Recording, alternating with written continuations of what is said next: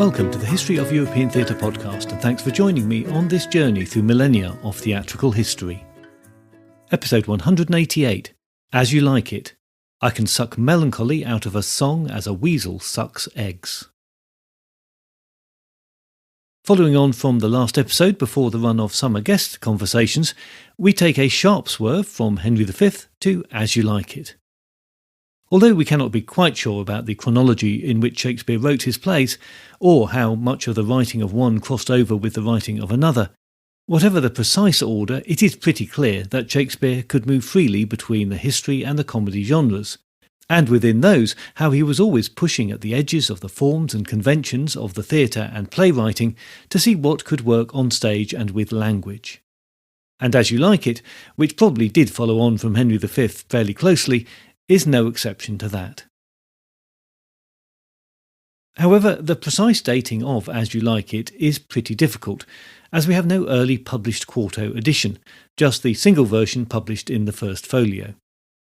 What we can say for sure is that 23 years before the publication of the first folio, the Stationer's Register records As You Like It as a play that was to be stayed, probably meaning that there was some doubt about the ownership of the text, and they needed some proof that the printer who submitted the text did in fact have the right to publish it. There's no record of the resolution to whatever that issue was, but it does mean that we can place the play as earlier than 1600. By its omission from the Francis Meres list published in 1598, we might also infer that it was first seen after that date. Linguistic similarities with Henry V and Julius Caesar suggest that it was written about the same time as those two plays, which also supports the dating to the last years of the 16th century.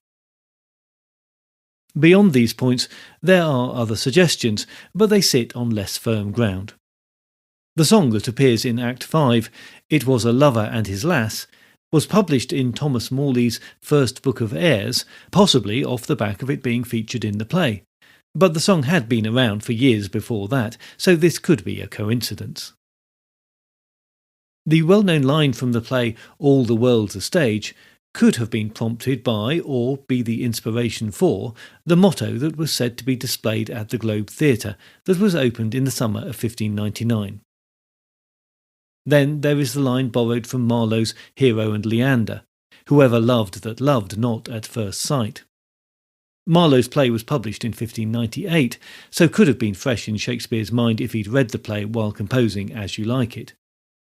Hero and Leander had been around since 1593, and there is plenty of scholarly support for the idea that Shakespeare was well versed in Marlowe. So interesting as this is, it doesn't add much to the question of dating. The line is part of a longer and more intricate possible reference to Marlowe that I mentioned before in my rendering of the life and the possible activities of Christopher Marlowe, which you can find as episode 10 of season 5 if you've not listened to it yet. So, a play written in 1598 or 1599 is the best guess. Shakespeare's source material was a story written by Thomas Lodge, who was an active poet and playwright at the time, probably writing mostly in conjunction with Robert Greene. Lodge's Rosalind, Euphues's Golden Legacy, was published in 1590. Lodge's prose tale with added poems was very popular and was probably in its fourth edition when Shakespeare decided to make use of it. His alterations to the Lodge version are significant, with all of the characters except Rosalind and Phoebe being renamed, and with the addition of several new characters, including such important ones as Touchstone, Jaques, and the old shepherd Corin. Lodge's work was based on an earlier mid-14th century romance, The Tale of Gamelin. Because the story was found in two early manuscript copies of Chaucer's Canterbury Tales, it was for a while ascribed to Chaucer, but now it's generally thought more likely that Chaucer had his eye on it for a rewrite as another tale for the cook, or more likely for the yeoman, to entertain their fellow travellers with, so part of the uncompleted Canterbury Tales. The earliest performance of As You Like It has been said to be in 1603 at Wilton Hall in Wiltshire, the family home of the Earl of Pembroke, but this is problematic. The fact of the performance, which was said to have been for the visiting James I, was not recorded until 1865, puts its veracity in some doubt. At that time, Mary Sidney was Countess of Pembroke. Sister of the already deceased Sir Philip Sidney, she had married the second Earl of Pembroke in 1577, and her home was a centre for literary activity. She was a supporter of poets and playwrights and a translator of plays in her own right. So the situation seems favourable to the story, but we can't say any more than that. We can but assume that As You Like It was acted first on the boards of the newly opened Globe Theatre. Here's a brief synopsis of the play. Orlando is the son of the late Sir Roland de Bois, but as he relates to the old servant Adam, he has been denied education and a proper treatment by his brother Oliver. Oliver enters and dismisses Roland's protests. Riled by his complaints, Oliver instructs the wrestler Charles to make sure that he kills Orlando during the competition due to take place the next day. Charles relates the old news of how the Duke has been usurped by his younger brother and forced to live with his banished retainers in the forest, while his daughter Rosalind has been retained at court to keep the new Duke's daughter company. Oliver admits that his brother has some good qualities, but leaves to find him and to ensure that he is entered into the wrestling match. At court, Celia, the new Duke's daughter, tries to cheer Rosalind up.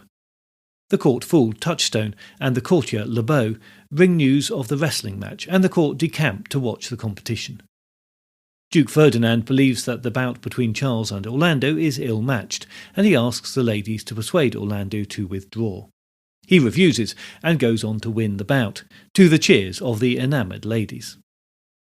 Rosalind gives Orlando a necklace as Orlando falls in love with her. When the Duke discovers who Orlando's father was, he becomes angry and leaves quickly. Le Beau warns Orlando that he must leave quickly to avoid the Duke's displeasure. Rosalind admits her love for Orlando to Celia just before the Duke banishes her from the court. Celia suggests that they both leave the court to join Rosalind's father in the forest. Rosalind agrees and resolves to travel as a young man called Ganymede, with Celia disguised as a poor woman whom they name Aliana. They agree to get the fool Touchstone to accompany them and leave to find him. In the forest, the exiled Duke considers the moral lessons that the life of hardship that they now follow teaches to them. The Duke's men agree that they should search for the melancholic Jacques, who has been last seen reciting a lament over a wounded deer. Back at court, the Duke interrogates his people about the missing ladies who, it is assumed, have chased after Orlando. As Orlando returns to his family home, Adam warns him to flee from his brother and offers to accompany him as his servant. When the disguised Rosalind and Celia arrive in the forest with Touchstone, they overhear the young shepherd Silvius expounding on his love for Phoebe, a shepherdess, to the older shepherd Corin. Alone with the visitors, Corin reveals that his master's cottage and pastures are for sale, and Rosalind resolves to buy them. Meanwhile, as the old Duke's men entertain themselves, with Jacques adding only a satirical verse to their songs, Orlando arrives as they are about to eat.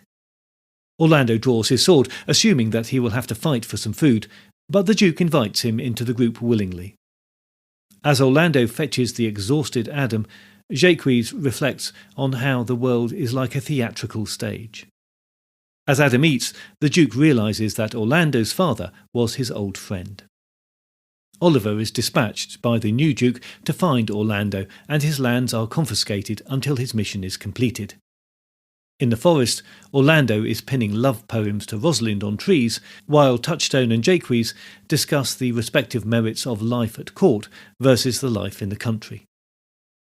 Celia teases Rosalind about the poems until revealing that they are from Orlando. Posing as the boy Ganymede, Rosalind befriends Orlando and suggests that she can cure him of his lovesickness by meeting daily, where he will pose as a contrary Rosalind. Touchstone confesses to Jacques that he lusts after the goatherd Audrey and has arranged for a local priest to marry them. Jacques dissuades him from this course. While worrying about Orlando's missed appointment, Rosalind and Celia are taken by Corin to see how Phoebe treats Silvius. Annoyed by Phoebe's scornful attitude to him, Rosalind, as Ganymede, intervenes. But her move backfires when Phoebe falls in love with her as a boy and, after they have left, dispatches Silvius with an angry letter for Ganymede. When they finally meet with Orlando and rebuke him for his tardiness, Rosalind counters his romanticism with a more realistic suggestion of how married life might be. As he leaves, she confesses to Celia how deeply she loves him. After an interlude of songs by the Duke's men, Rosalind receives Phoebe's love letter. She sends a scornful reply back to her. Oliver enters, clutching a blood-stained cloth. He describes how Orlando came upon him asleep in the forest and at the mercy of a lioness who was about to pounce on him. Regardless of his feelings for his brother, Orlando fought off the lioness and killed her, but sustained an injury in the process. Seeing all this as he woke, Oliver confesses that this has now converted him from his previous bad ways, and having left Orlando with the old Duke and his men, he had come to Ganymede with his brother's apology for missing their meeting. Rosalind faints, nearly revealing her true gender. Touchstone and Audrey meet her rival suitor, the rustic William, who Touchstone dismisses with some verbal sparring. Oliver confesses his love for Celia, who he still believes to be a poor peasant, and offers Orlando his inheritance. They are to be married in the morning by the old Duke, and Rosalind, still disguised, assures Orlando that he can marry Rosalind at the same time, because she will use the power of magic to make it happen. She tells Phoebe as Ganymede that if she ever marries a woman, it will be her, and also tells Silvius that he too will be married tomorrow. The next day, all are gathered for the multiple wedding before the Duke. Rosalind, as Ganymede, reminds all of who is promised to who and under what circumstances, and then leave with Celia. When they return, they are dressed as the ladies that they are, and accompanied by Hymen, god of marriage. Seeing who Rosalind is, Phoebe renounces Ganymede. Hymen blesses the married couples. As the celebrations begin, Dubois enters with news that, while leading men to find the old Duke, Frederick has undergone a religious conversion, resigned his lands and title, and become a hermit. The old Duke and the banished lords are therefore returned to their former state. As they all prepare to leave, Jacques decides to stay in the forest and join Frederick. After a dance, Rosalind speaks a flirtatious epilogue, asking the women to like the play as much as it pleases them for the sake of the love they bear for their men, and for the men to do the same for the love they have for their women. As You Like It is a play particularly noted for the way Shakespeare flowed from prose to different forms of poetry throughout, making it both less lyrical than the early comedies and much less regimented in its use of variations in prose and poetic styles as a means of defining character. In As You Like It, a character like the old Duke, who in another play as the character of the highest social standing might have spoken entirely in verse, speaks in prose when watching the wrestling match, but in verse when he's engaged in matters of court, like the banishment of Rosalind and Orlando. Jacques mocks poetry, but it informs us about his character that he uses it as part of his own speech often. Silvius and Phoebe, who as lowly rural characters we might expect to speak in prose, both speak verse, emphasising the idyllic nature of their situation as forest dwellers. Rosalind also speaks in verse when she engages with Silvius and Phoebe, although usually she speaks in prose, giving her a natural spontaneousness that speaks to her intelligence and lively wit. The overall effect of this diversity is for a very free-flowing text, where poetry often turns up in the middle of prose sections, and the prose at times comes close to poetry, a fact which also leaves the text open to much interpretation in the way it is to be spoken. This freedom in style worried many of the 18th century critics who were looking for form and regularity in their poetry. But we cannot doubt that Shakespeare knew exactly what he was doing, and the mix is fully intentional. In Act 4, Orlando interrupts Rosalind's prose with his "Good day and happiness, dear Rosalind," which Jacques picks up as a line of rhythmic blank verse, saying, "Nay then, God be wi' you, an you talk in blank verse." When Shakespeare wrote As You Like It, he was creating a work that was looking to be part of a popular genre of the Pastoral, a romantic story set in the countryside. Stories of innocent shepherds, goat herds and other rural people threatened by so-called sophisticates from the city were very much in vogue at the time. But once again, within his chosen form, Shakespeare showed that he was able to appeal to the entirety of his audience. The simple romantic tale, the plot driven by two badly behaved siblings and their virtuous counterparts, the wrestling scene and the joking of Touchstone would all have appealed directly to the groundlings, while the more sophisticated wordplay and the drawing of moral lessons from the situation of the courtly characters would have given the more educated in the audience plenty to appreciate and think about. And in mulling over the play, some may have thought that perhaps there was something more subtle about it than just a pastoral comedy. Within the play, there are several references to the hardships of rural life. As Amiens, one of the old Duke's men, sings of the winter weather, "Under the greenwood tree, who loves to lie with me, and turn his merry note unto the sweet bird's throat. Come hither, come hither, come hither, here shall he see no enemy, but winter and rough weather." And as Orlando and Oliver discover, there is the ever-present threat of wild animals, so the forest is not the perfect ideal of rural life. The setting of the forest itself is clearly meant to be an Arcadia, a non-specific place in geographic terms, although France seems to have been in Shakespeare's mind.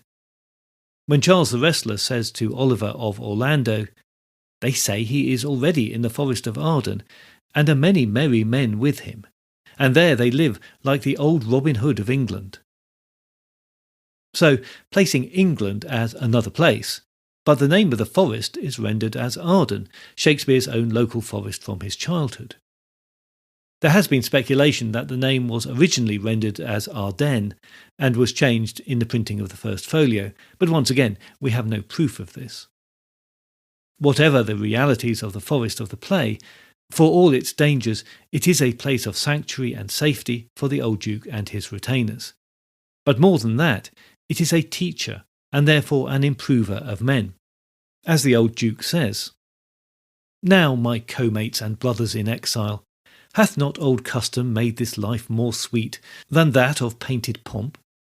Are not these woods more free from peril than the envious court? Here feel we not the plenty of Adam, the season's difference, as the icy fang and churlish chiding of the winter's wind, which, when it bites and blows upon my body, even till I shrink with cold, I smile and say, this is not flattery. These are not counsellors that feelingly persuade me what I am.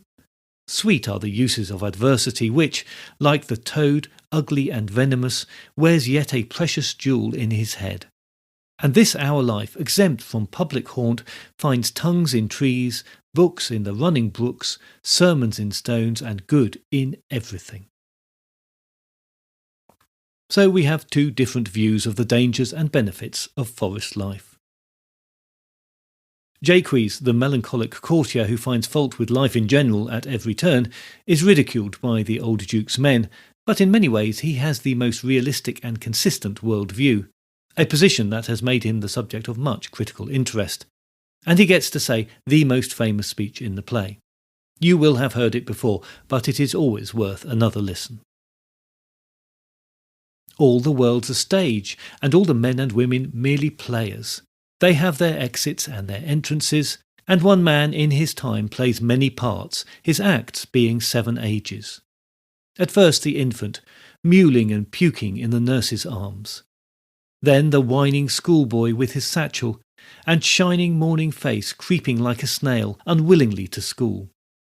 And then the lover, sighing like a furnace, with a woeful ballad made to his mistress's eyebrow. Then a soldier, full of strange oaths, and bearded like the pard, jealous in honour, sudden and quick in quarrel, seeking the bubble reputation even in the cannon's mouth. And then the justice, in fair round belly with good capon lined, with eyes severe and beard of formal cut, full of wise saws and modern instances. And so he plays his part. The 6th age shifts into the lean and slippered pantaloon, with spectacles on nose and pouch on side, his youthful hose well saved for his shrunk shank, and his big manly voice turning again towards childish treble, pipes and whistles in his sound. Last scene of all that ends this strange eventful history is second childishness and mere oblivion, sans teeth, sans eyes, sans taste, sans everything. That view of human life seems quite singular and so right for Jaques, but with a core of truth that strikes everyone that hears it as spot on. Jaques is the misanthrope of Roman theatre, but without the traits that make those characters so difficult to like. His is a thoughtful misanthropy, which leaves him isolated from his peers and ridiculed by them. But as viewers, we don't feel quite the same. We may not like what he says or agree with him, but we always listen closely. It's no surprise that he excludes himself from the wedding dances at the end of the play and decides, despite his dislike of the forest, to take up the life of the hermit with Frederick. They will, we can't help feeling, make a pair who deserve each other. Rosalind continues the Shakespeare tradition of quick-witted, intelligent women who can spar with the male characters and at times at least best them.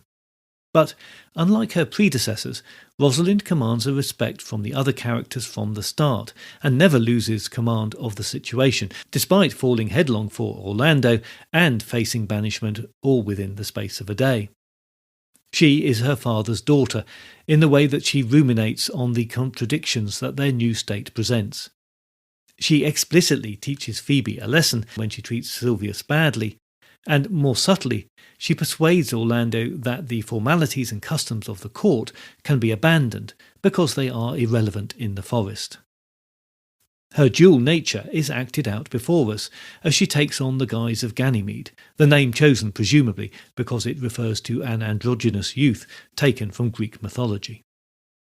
As Ganymede, Rosalind navigates the fringes of the feminine world of nature and the masculine world of rules and conformity. Her ability to operate in both spheres is held in contrast to Celia, who despite similar experiences remains unchanged as a female character. Many critics have not been able to resist drawing the parallel between Rosalind's dual identity and the two bodies concept that Queen Elizabeth espoused. That may be something of a stretch, but she certainly has our sympathies for her poor treatment by her uncle and our admiration for the way that she uses her overtly Christian virtues to get her correct reward. Touchstone, being the Duke's fool at court, is set up as the man we would expect to speak truth to power, to be capable of entertaining wordplay through clever and even tortuous logic. Although taken to the forest by Rosalind and Celia for a bit of male protection on their journey, he does fulfil his wider role too, but not in the way of the later Shakespearean fools. The clue is in his name. Originally, a touchstone was a stone used to test the purity of gold and silver. Rub the stone and the metal together, and a pure metal would leave a distinctive mark on the stone. By the time of Elizabethan England, the word had come to mean any kind of test that revealed true worth or virtue. So, touchstone, through discourse with the other characters, brings out their true meaning or virtue. In his seemingly convoluted conversation with Jaques in Act 5, discussing courtly behaviours and the lie circumstantial, he exposes Jaques' preference for a life governed by social convention and rules over the simple life that he is trying to embrace. Touchstone, in his conversation with the shepherd Corin, also acts in a way that validates the older man's way of life. Against Touchstone's witty but affected language, which is full of augmentations for their own sake, Corin's simple rural life is shown to be the more valid lifestyle. While taking on the role of the touchstone, the character is also a more base and lusty male, adding a good dose of the play's humour, making little or no effect to hide that any affection he has for Audrey is based on lust and not much else. It isn't only the speedy resolutions at the end of the play that have worried critics about the conclusion of As You Like It. The appearance of the god Hymen has been heavily criticised, as for many he adds nothing to the denouement and for some, he has to handle some of Shakespeare's worst poetry. If we have to explain away this ending, then we could do so by seeing it as a formal masque, another popular genre of the time, and of course, As You Like It is not alone in including a masque within a play. The Tempest is the obvious example, and then there is Jupiter and the chanting ancestors in Cymbeline. But even the end of the early play, A Midsummer Night's Dream, can be interpreted as a masque. Part of the dislike of masques by critics who primarily read the plays is perhaps understandable. On the page, they are little. In performance, they could be spectacular, joyful and exuberant, or solemn, depending on your take on the play as a whole. That dislike of masque has extended to many questioning if they are indeed the work of Shakespeare at all. Perhaps, the argument goes, they were just tacked on by some jobbing hack charged with making sure that this popular form was included at the end of the play. It is perhaps true that couplets like Hymen's "Peace, ho, I bar confusion, 'tis I make much conclusion of those most strange events. Here's 8 that must take hands to join in Hymen's bands if truth holds true contents," will never be quoted as any of Shakespeare's best work. The purpose of the masque in the court setting was to present ideal tableaus of the human experience, which then dissolved into dancing and entertainment performed often by courtiers to honour the king or the highest guest of honour present. It was the transition from the idealised perfection to ordinary human that was much of the point of the masque, but on stage, actors can never stop being actors, nor mingle with their audience as themselves. So the form was adapted by playwrights so that the masque became a play within a play, or a device to emphasise the fabulistic nature of the play. Anything that we have considered unbelievable or unrealistic before now seems much closer to real life, now that we see a god suddenly and quite unexpectedly appearing. We are reminded that this is a romantic fable, and just in case we're taking it all too seriously, we need to remember that real life really isn't like this. But what we have just seen does include pointers to what life could be like.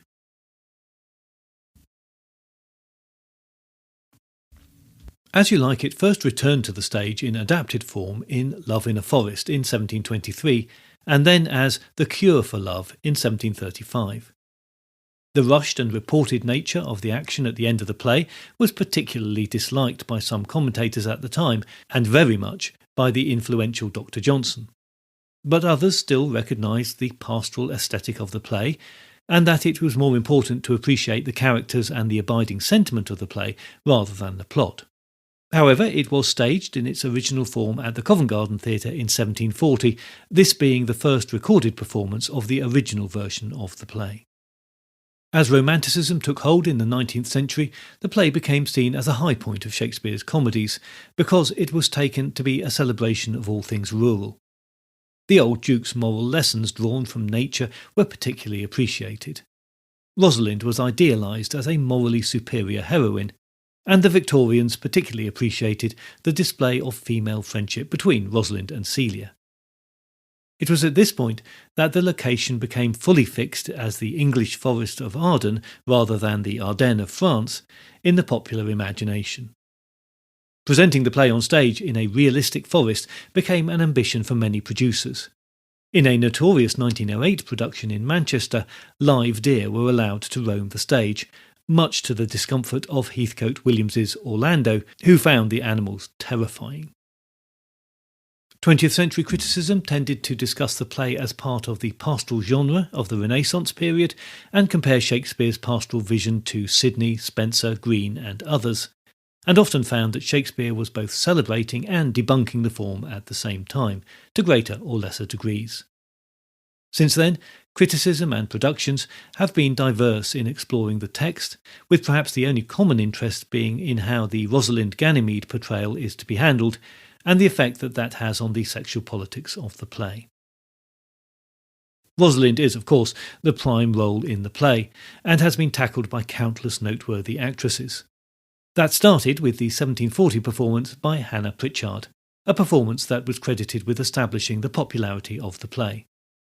Peg Woolfington's performance in 1757 was a reprise of a previously well-received Rosalind, but gained further attention when she died on stage, suffering a stroke as she neared the end of the epilogue.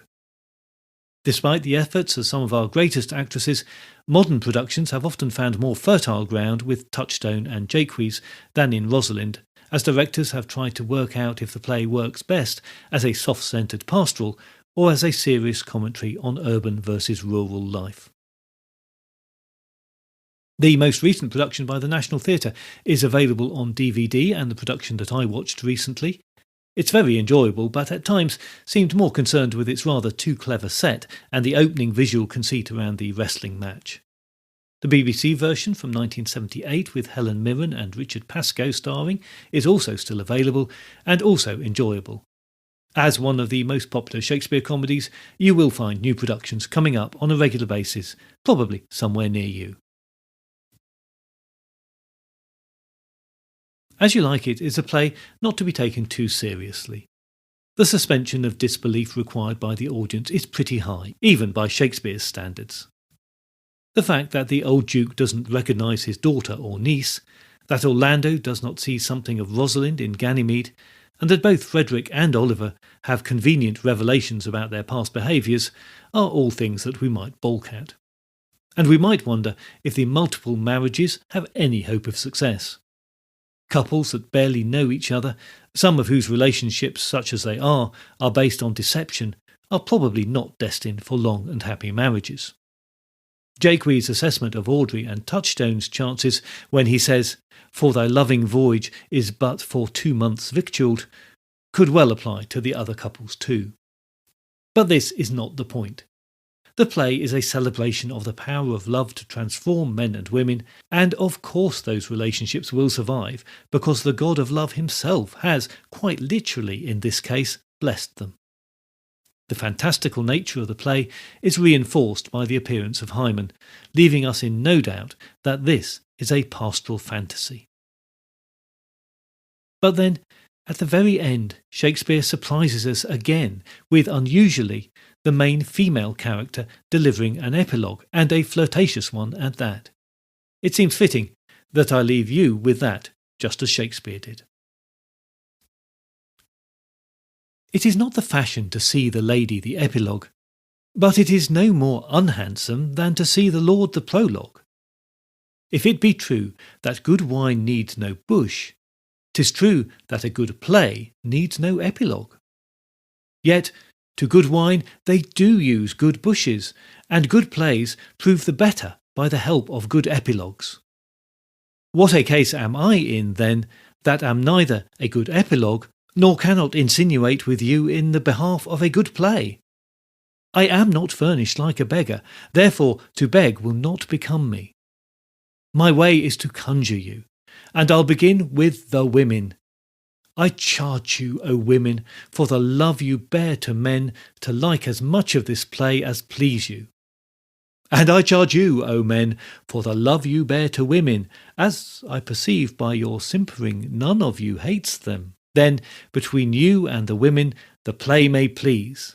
If I were a woman, I would kiss as many of you as had beards that pleased me, complexions that liked me, and breaths that I defied not.